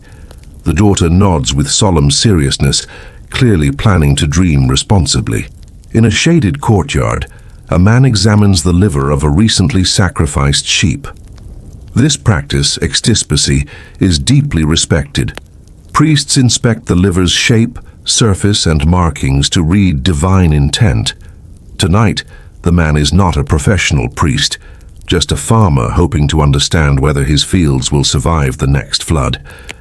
He turns the organ carefully, frowning at a dark patch. Either the gods are uncertain, he mutters, or the sheep ate something unusual. Both possibilities feel equally plausible. A lesser-known detail flickers into view. Special clay models of sheep livers have been found, inscribed with labels marking different sections. These were study tools for apprentice diviners, allowing them to practice reading omens without sacrificing entire herds.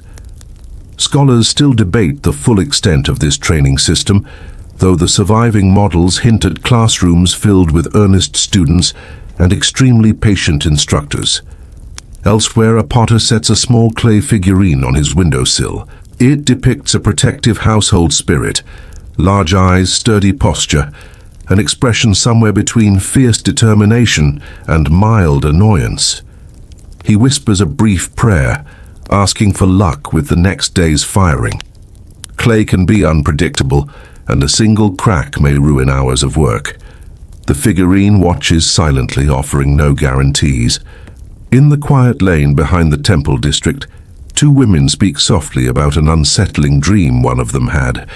A river rising too fast, swallowing fields. Her friend listens, nods, and suggests offering a small basket of grain to the goddess of water. Whether this will prevent a flood is uncertain, but the gesture carries emotional weight, symbolism woven into action. A soft joke drifts into the night. An old man sits outside his house and claims he can interpret any omen, including the behavior of donkeys. When asked what it means if a donkey brays at midnight, he replies, "It means the donkey is loud, and I should have chosen quieter livestock." His neighbors laugh quietly, grateful for humor that doesn't provoke divine scrutiny. Throughout the city, small lamps flicker. Shadows dance along mudbrick walls. The sounds of evening, crickets, distant laughter, the splash of water in a basin, blend with the whisper of wind passing through reed roofs. A historical question floats through this darkness. How widely did ordinary families practice divination? Temple texts describe formal rituals, but household traditions remain less visible. Some evidence suggests families used simple omens, unusual animal behavior, patterns in spilled grain, the sound of wind, interpreting them with flexible creativity. Others believe that only trained priests handled serious matters. The truth likely lies somewhere between, shaped by circumstance, belief, and the constant presence of uncertainty. High on the ziggurat, the priests finish their observations. They record the movement of a star cluster, the brightness of a wandering planet, and the faint trace of clouds drifting across the horizon. They exchange quiet murmurs about what theses signs may indicate for the city's fortunes. One priest pauses, looking across the dark fields toward the river. The water reflects the stars in trembling patterns. He considers how much of life depends on interpreting a sky that speaks only in symbols. His stylus hesitates, then continues carving precise marks. Knowledge may be incomplete, but the recording of it must be exact. In a distant home, a child falls asleep clutching a clay figurine. On a rooftop, a couple stares at constellations, half speaking dreams of good harvests. In a courtyard, someone murmurs a prayer for safety. And in the silent high places, priests wait for the smallest shift in the heavens. Night in Mesopotamia is never empty. It is filled with signs, some clear, some imagined, all meaningful to a people who live between unpredictable rivers and unpredictable gods. Soon the story will drift toward the wider world, toward journeys, merchants, and the dusty routes that connect one city to another. Dawn returns with a pale, muted glow, stretching across the dust-colored plains beyond the city walls. As the sky brightens, another movement begins, quiet at first, then gathering into the steady rhythm of travelers preparing for long distances. Mesopotamia is not an isolated world. Its cities breathe through the slow, deliberate pulse of trade routes that carry goods, stories, and distant winds across deserts and mountains. The day's first travelers assemble near the northern gate, arranging bundles beside donkeys and adjusting the ropes that secure their loads. Caravans form gradually. A merchant from a nearby town checks the straps on his woven packs, filled with wool textiles. Another prepares jars of oil cushioned with straw. A third carries baskets of dried dates, tightly packed to survive the long journey ahead. The air is cool for now, carrying the scent of river mud, reeds, and the faint sweetness of stored grain. Travelers move with calm efficiency, accustomed to leaving before the heat descends. The first steps beyond the gate feel like entering a different world. Open plains stretching toward distant hills, the horizon softened by haze. The road here is not a constructed path, but a memory formed by countless footsteps and hoofprints. It winds gently, guided by the shape of the land, the availability of wells, and the logic of survival. A widely accepted historical truth underlies this moment. Mesopotamia's long-distance trade connected it to regions far beyond its borders: Anatolia, the Levant, Iran, the Gulf Coast, and even places from which only rare minerals and distant rumors traveled. Caravans carried textiles, grain, oil, and crafted goods outward, returning with metal ores, precious stones, timber, and products unavailable along the rivers. As the caravan moves, the sounds of the city fade behind them. Donkeys walk with steady patience, their hooves pressing into dry earth. Birds circle overhead, gliding with broad wings. Dust rises in light clouds with each step, settling slowly on baskets and clothing. The landscape reveals the quiet geometry of canals, irrigation dikes, and cultivated fields, before giving way to a more austere expanse where vegetation thins and the wind acquires a sharper edge. A small group of guards accompanies the merchants. They carry curved sickle swords and spears, their presence a reminder of the risks along these routes. Bandits, wild animals, sudden storms, and accidental separations present constant dangers. Yet the caravan continues with steady resolve, its formation loose but disciplined. Among the goods carried today is a heavy wooden chest filled with uncut lapis lazuli, deep blue streaked with gold. Its origin lies far away in the mountains of what is now Afghanistan. The journey to bring it here spans months, crossing steep passes and barren plateaus. The presence of this stone in Mesopotamian workshops and temples speaks to a network of exchange astonishing in its scope. A lesser-known detail emerges. Some caravans traveled not in single continuous journeys, but in relay systems. Groups along the route transferred goods from one region to another, allowing merchants to specialize in certain stretches. Archaeologists find evidence of these handoff points, though the exact organization of these systems remains partly uncertain. As the caravan advances, they reach a small way station, a cluster of mudbrick structures beside a shallow well. The well's water is cool, drawn from deep beneath the earth. Travelers refill their jars, rest their animals, and eat simple meals: flatbread, dried fish, figs, and a small amount of beer diluted with water. The quiet here is complete, broken only by the steady splash of water from the well and the sound of soft wind pushing grains of sand across stone. The merchants discuss the path ahead. One route leads north toward metal-rich mountains. Another veers west toward cities that trade in timber and wine. A third path travels southeast, eventually reaching the Gulf, where boats carry goods across waters that taste of salt and distant rain. The travelers choose the northern route today, continuing along a line of hills that mark the transition between cultivated land and rougher terrain.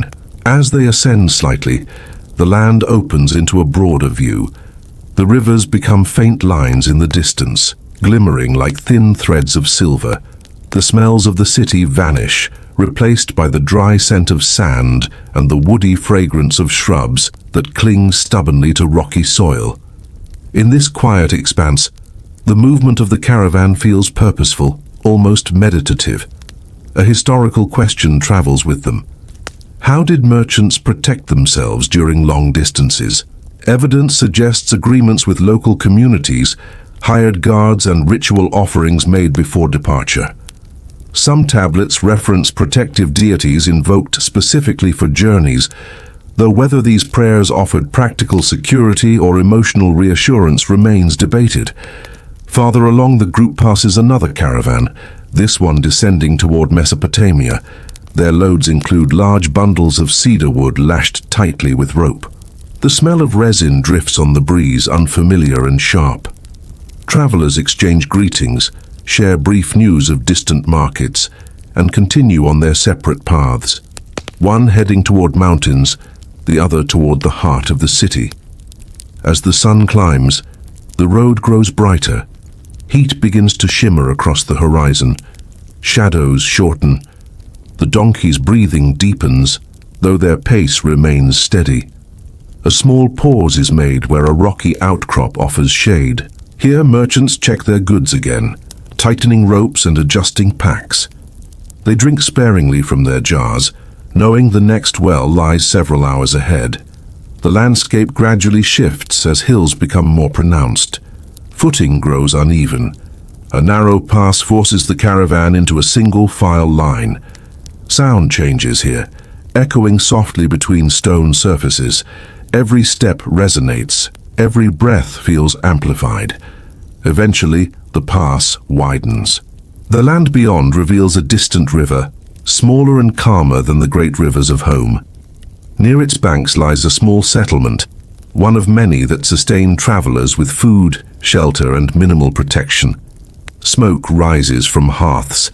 People gather near the water, washing clothes or guiding livestock. The caravan approaches slowly, greeted with quiet nods from the villagers. Inside the settlement, merchants take inventory, trade small goods, and gather information about conditions ahead. A metal worker shows samples of copper ore recently extracted from the nearby hills. A woman displays dyed wool produced by local artisans. Children watch the travelers with curiosity, fascinated by donkeys laden with unfamiliar objects. Night approaches, bringing cooler air. The caravan settles beside the river, preparing to rest. A few lamps burn near the settlement's houses, their light reflected on the water in narrow, trembling paths. The quiet is deep, anchored by the slow movement of the river and the rustle of wind brushing through dry grass.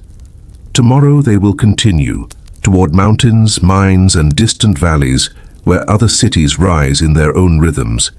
But for now, the journey rests in stillness, connected to home by trade routes older than memory and woven by countless hands across the landscape.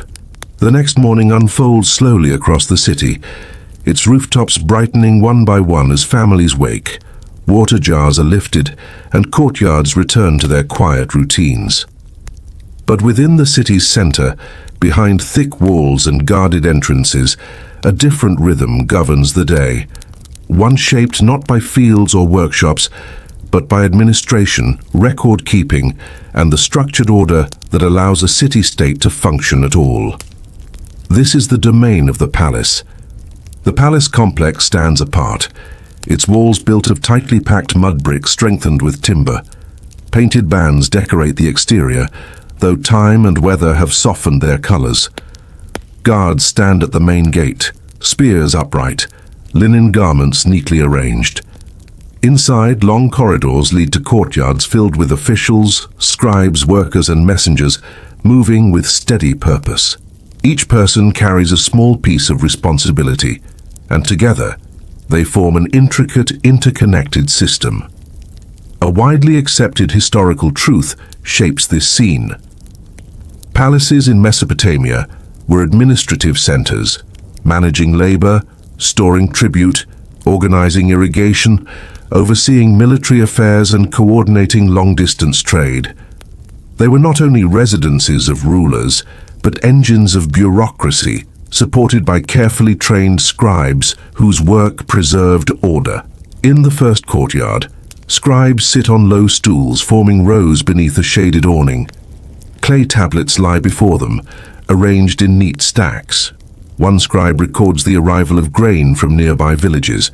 Another tallies livestock assigned to temple workers. A third compiles lists of laborers scheduled for upcoming canal repairs. The soft tapping of styluses shapes the air around them, precise, repetitive, and constant. A supervisor moves along the row, checking tablets, examining the clarity of wedge marks, and ensuring that numbers align with previous records. His expression barely changes, but the care in his movements reflects the importance of accuracy.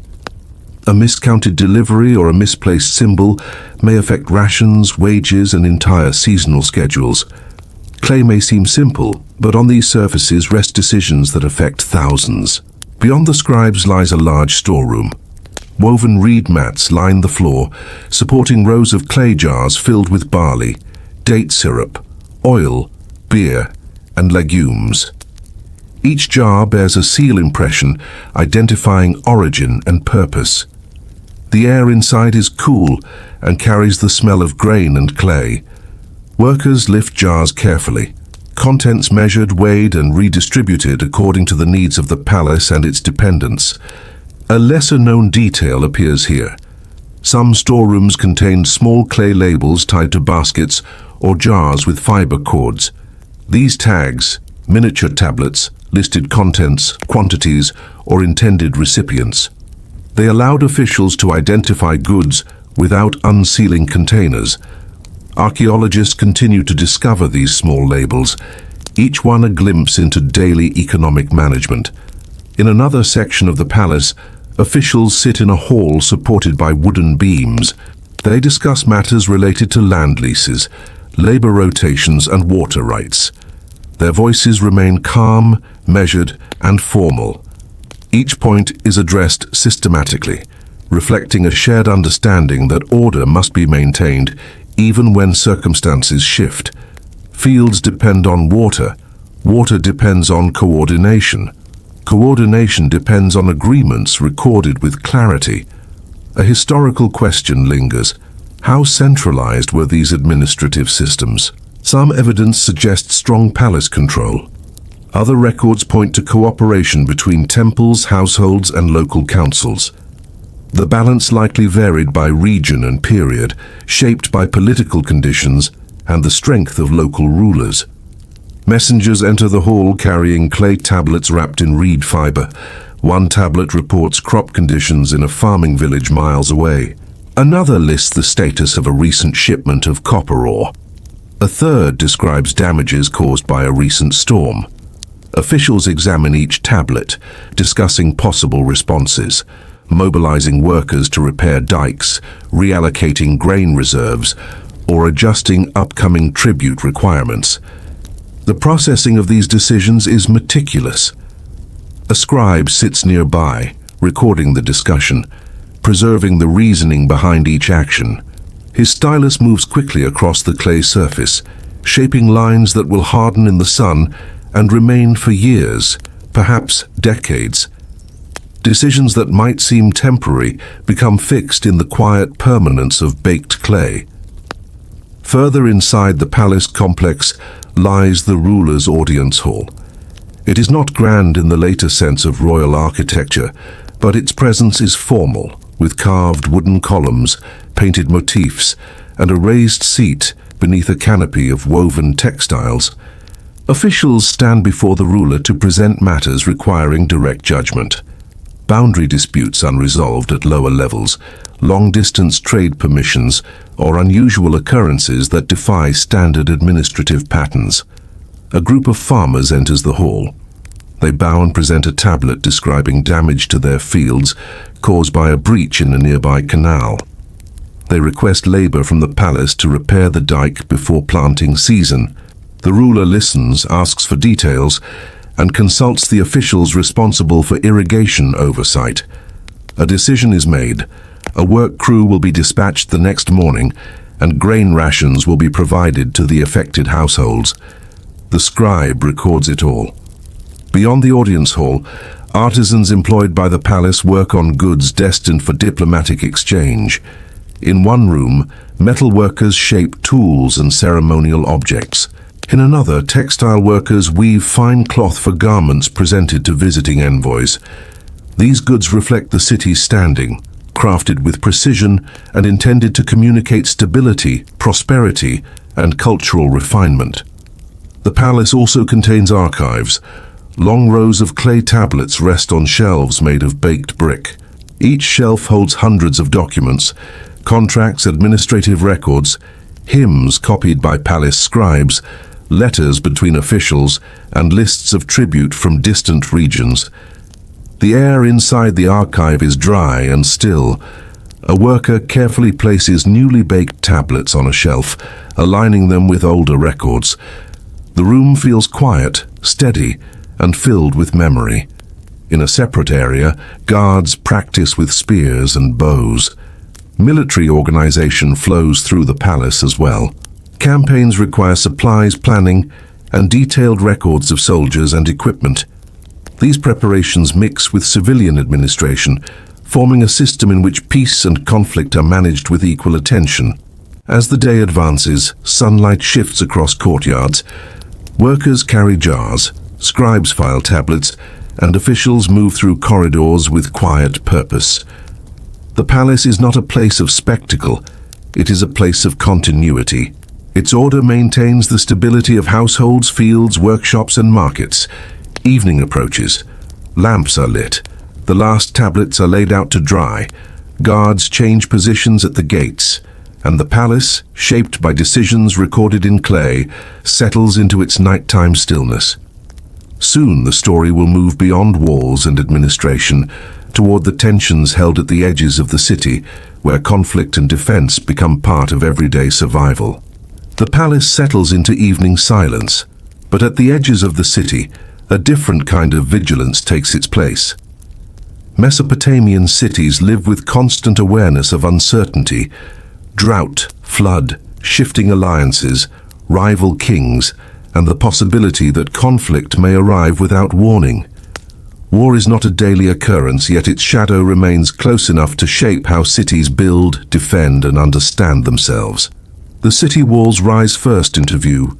Thick mudbrick constructions reinforced with wooden beams, stretching around the settlement like a deliberate boundary between safety and the unknown. Their surface bears the marks of repairs made over generations, layers of brick that record the past as clearly as any tablet.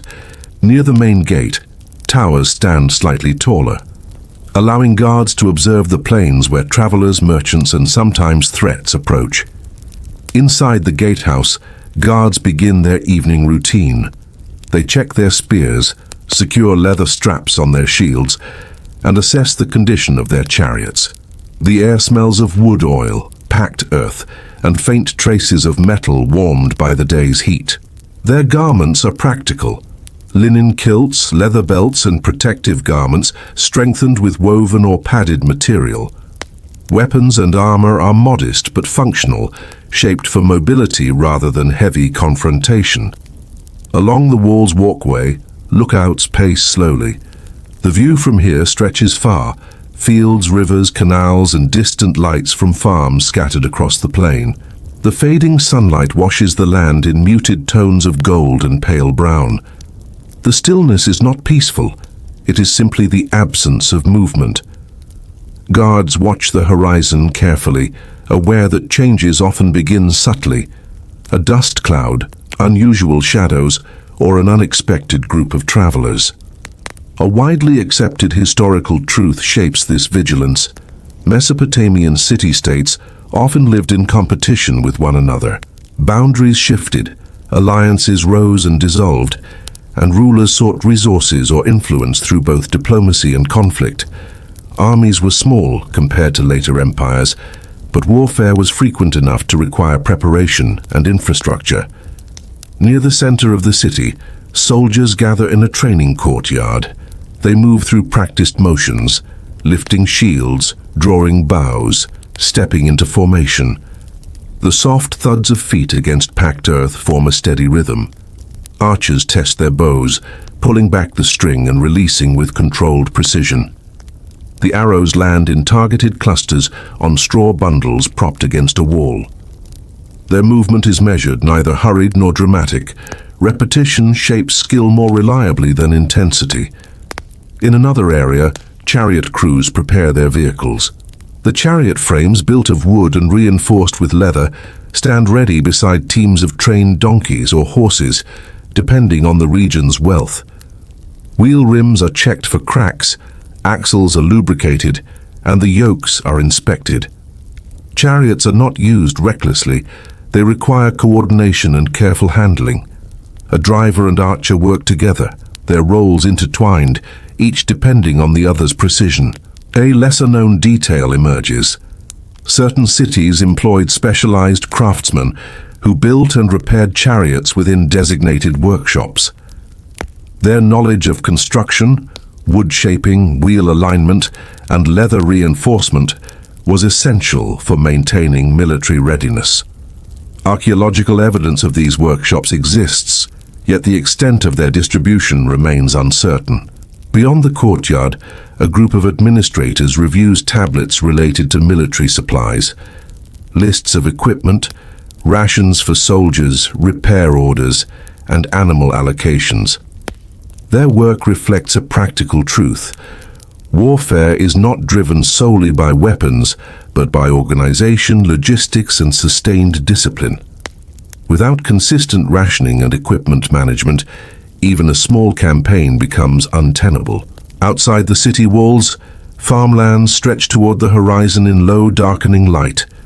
Farmers close their irrigation gates and gather tools, glancing occasionally at the distant hills where other cities lie. These hills hold both trade partners and rivals, with histories shaped by cyclical cooperation and conflict. The fields themselves often form the contested ground, fertile land being the resource most likely to trigger disputes. A historical question moves quietly through this landscape. How frequently did ordinary citizens engage in warfare? Some tablets describe conscripted laborers and farmers fighting seasonally under their city's banner. Others suggest professional soldiers formed the core. The variation across centuries and regions leaves a partial picture, one shaped by political shifts, environmental pressures, and economic needs. As night deepens, torches along the city walls cast soft pools of light. Shadows stretch along the walkway. Guards remain alert, their silhouettes steady against the glow. They speak little, listening for subtle changes, the sound of distant movement, the approach of travelers, or the shift of wind carrying unfamiliar scents. Inside the city, households prepare for rest, but the edges remain active. A messenger arrives at the gate, breathless from travel. He carries a sealed tablet which the guard takes carefully and delivers to the palace. Tablets like these often contain news, changes in a neighboring ruler's behavior, sightings of unusual caravans, reports from border regions, or requests for assistance. The message is opened under lamplight, read carefully, and then passed to officials who gather in quiet urgency. In the military courtyard, an officer scans the sky. The moon's pale light touches the tops of the walls. He considers the conditions: clear visibility, calm air, open terrain. These factors guide decisions about watch rotations and patrol routes. Even in peacetime, discipline is maintained with an awareness that the boundary between peace and conflict can shift without warning. Near the rivers, fishermen haul in their nets for the night. They glance toward the city walls occasionally, aware of their importance. The walls do not simply protect the city from invaders, they also preserve the balance that makes agriculture, trade, and daily life possible. Without them, the uncertainty beyond the fields would extend into every household. The night continues in measured silence. A guard stops to adjust his spear. Another checks the gate's wooden bars. Torches flicker along the wall, their light reflecting on the smooth surfaces of stored weapons. The city sleeps behind these walls, its rhythms sustained by those who keep watch.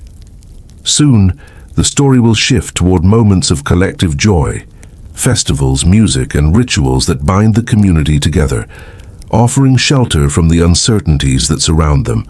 As the days of work, administration, and vigilance accumulate, the city eventually reaches the moment when the collective weight of routine gives way to a different rhythm, a festival. Festivals in Mesopotamia are not diversions, nor mere celebrations. They are essential cycles in which the community reconnects with its gods, its neighbors, and the quiet assurance that life continues beyond labor and uncertainty. When a festival approaches, the city shifts subtly, long before the first offerings are placed, or the first musicians begin to tune their instruments. Preparations begin in the early morning. Women sweep courtyards with renewed care, lifting dust that settles quickly but symbolically, make space for the day ahead. Men arrange reed mats, distribute tasks, and bring out jars of oil reserved specifically for ritual use. Children watch the activity with quiet anticipation, sensing the difference even if they do not fully understand it. A breeze carries the scent of crushed reeds, warm bread, and the faint sweetness of incense that will burn later. In the temple district, priests prepare the sacred objects for procession. They open storerooms filled with ceremonial garments woven from fine wool, dyed with pigments that require long-distance trade and careful preparation. The garments are stored with oils to preserve them, and the air inside the storage chamber feels heavy with fragrance.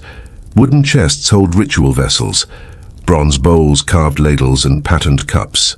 Each item is removed with deliberate movements, inspected, and placed on reed mats arranged for the preparation. A widely accepted historical truth shapes this moment. Mesopotamian festivals were deeply integrated into the calendar, aligned with agricultural cycles, celestial events, and traditional rituals that reinforced the city's relationship with the divine realm.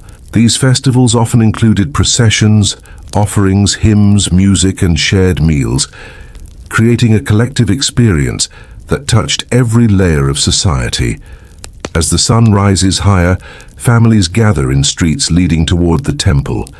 Their garments are simple but clean, often recently washed in the river. Women carry baskets of barley, dates, oil, or bread to contribute as offerings. Men bring small clay figurines or vessels prepared for the occasion. Children hold onto their parents' garments, their eyes following every movement. The procession begins at the temple's inner courtyard. Priests step into the sunlight, carrying the sacred statue of the city's patron deity. The figure is clothed in fine fabric and adorned with small ornaments.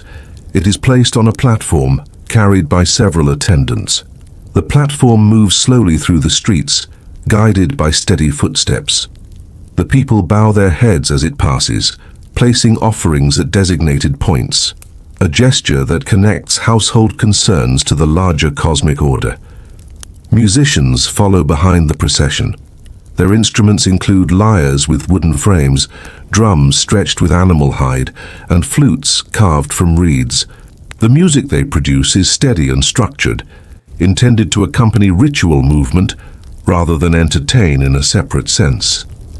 The tones echo through the streets, weaving through alleys and courtyards, reaching households even far from the temple district. A lesser-known detail emerges. Some festivals involved reenactments of mythic stories, performed not as dramatic spectacle, but as ritual alignment with the divine narrative. Participants repeated symbolic actions, carrying vessels of water, shaping small offerings from clay, reciting hymns preserved across generations. These actions allowed the community to inhabit the story rather than merely listen to it. In a large public space near the city center, people gather for the next phase of the festival. Reed mats have been laid out in rows. Jars of beer and baskets of bread are arranged for distribution. The scent of roasted onions, grains, and herbs drifts through the air, rising from cooking vessels set up earlier by temple workers. The meal is simple, but abundant enough to mark the day as special. It is shared not in silence, but in measured conversation. Updates on fields, water conditions, the progress of weaving or pottery, recent births, upcoming marriages, and the hopes for the next flood season. The priests recite hymns written in ancient poetic lines. Their voices carry smoothly, rising and falling in patterns shaped by centuries of repetition. The hymns speak of creation, storms, rivers, harvests, and the interdependence between humans and the forces that shape their world. The language is formal and archaic, even to the people who hear it, but the meaning is felt through its cadence rather than its individual phrases. A historical question moves quietly through these rituals.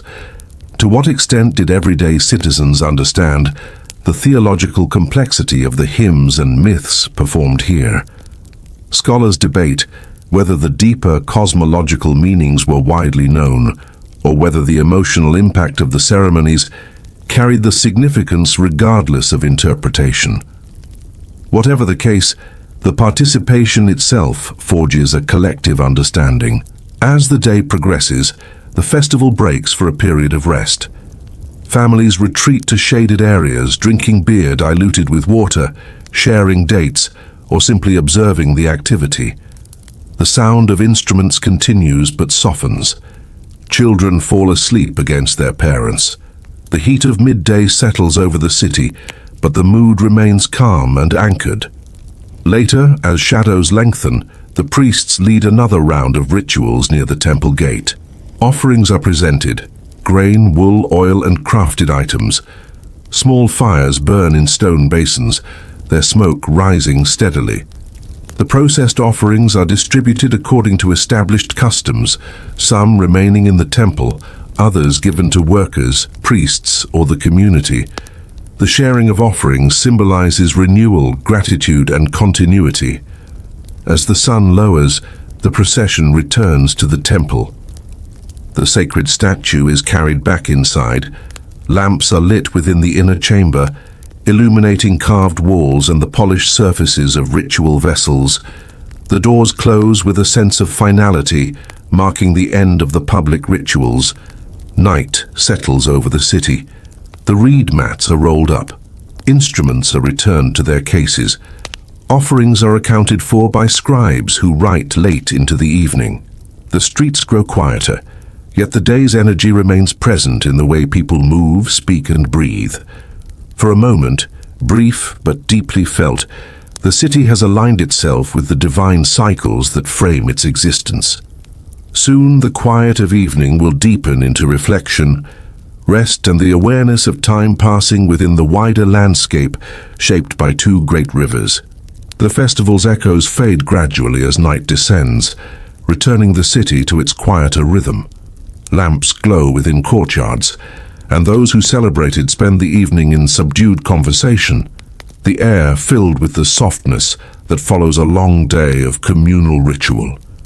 The breeze carries traces of incense that linger near the temple walls. Slowly, Homes resume their familiar routines, tasks completed with practiced motions, voices lowered, the day folding itself into calm. Beyond the neighborhoods, the rivers flow with steady assurance. The Tigris moves swiftly along its banks, reflecting streaks of moonlight in rapid shifting patterns. The Euphrates moves more slowly, its surface almost smooth in the stillness. These rivers shape every moment of life, planting, harvesting, ritual, work, conflict, and memory. Their sound, soft and continuous, forms the background to the city's existence. In a courtyard near the riverbank, a family prepares for night. Mats are placed on the rooftop to escape the warmth trapped within the walls. Jars of water stand beside the stairway. The household's tools, sickles, shovels, weaving frames, rest neatly against the outer walls, their work done until morning. The scent of drying clay lingers as the day's pots cool beside the oven. The night air settles gently on the city, cooling surfaces that glowed under hours of sun. A widely accepted historical truth shapes this scene. Life in Mesopotamia followed a cyclical pattern, rising with the sun, working through heat, resting when possible, and preparing for uncertainties shaped by the rivers, the climate, and the shifting political landscape. Each day contributed to a longer rhythm of seasons, harvests, and festivals that provided structure across generations. Families gather together on their rooftops. Some speak softly about the next planting cycle. Others reflect on the year's water levels, observing whether the rivers behaved favorably or showed signs of unpredictability. Children settle onto reed mats, their eyes heavy from the day's excitement. The rising moon casts pale light over the landscape, illuminating the outlines of distant fields and the faint silhouettes of canal banks. In the temple district, priests extinguish lamps in the outer courtyards while maintaining a few burning within the inner chambers. The sacred statue remains in its place, adorned with offerings gathered earlier. A quiet hymn is recited, soft, measured, intended not for an audience, but as part of the ongoing responsibility of tending to the divine presence. The air inside the chamber is warm and still, filled with the lingering scent of oil and burned incense. A lesser-known detail exists here. Certain temple communities kept detailed lists of celestial events, noting unusual patterns, eclipses, and planetary movements. These observations formed part of the temple's nightly duties, and though not every city maintained extensive records, those that did left behind tablets that shape much of what is known about ancient astronomy. Historians continue to debate how widely these practices extended across smaller cities, where resources for specialized observation were limited. On the city walls, guards continue their vigil. Their silhouettes move slowly along the walkway, pausing to survey the plains beyond. The surrounding land lies quiet, fields dark, canals glinting faintly under the moonlight. Occasional animal calls rise from distant farms. The stillness here is not absence, but the natural state of a landscape at rest. The guards lean lightly on their spears, aware that their watch contributes to the stability that allows families to sleep without fear. In the administrative quarters, a lone scribe completes a final tablet for the day. He records the distribution of grain for festival preparations, seals the tablet, and sets it aside to dry. The faint glow of his lamp illuminates shelves stacked with tablets from years past, records of disputes, agreements, rations, offerings, and observations. These tablets form a collective memory that extends far beyond the lives of those who carved the marks. A historical question moves quietly through this chamber. How conscious were the people of their place in a long continuum? Did they see themselves as part of a broader narrative? Or did they focus primarily on the immediacy of planting seasons, river behavior, and household survival? The surviving texts suggest both, practical concerns guiding daily life and ritual, myth, and memory, providing a sense of enduring identity. As night deepens further, the city settles into sleep. The sounds soften.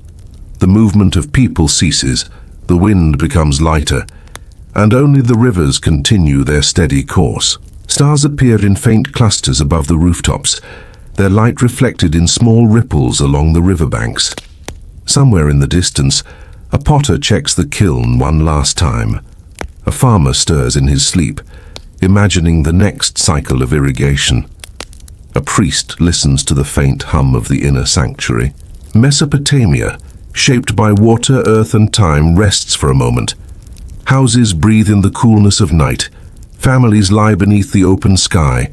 The city's layers, administration, work, ritual, conflict, and celebration, fold back into stillness, preparing for another day that will begin with the same light spreading across the same mud-brick walls, guided by the same rivers that have defined life for countless generations.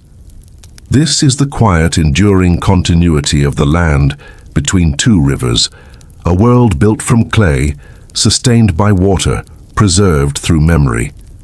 The story settles into its softest rhythm now, drifting away from the day's movement and into a quiet, expansive stillness. The landscape of ancient Mesopotamia fades gently, like clay tablets touched by time. The rivers continue to move at their own unhurried pace, their current smoothing the last sounds of the city into a calm, distant murmur. Breathing grows slower across rooftops. Linen garments rustle lightly in the night breeze.